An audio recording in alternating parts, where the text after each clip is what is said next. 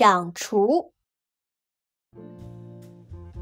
原料：鲜萝卜条250克，蜂蜜150克。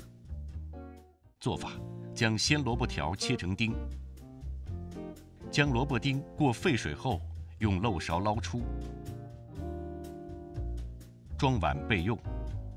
在沸水锅内加入适量蜂蜜，用小火煮沸，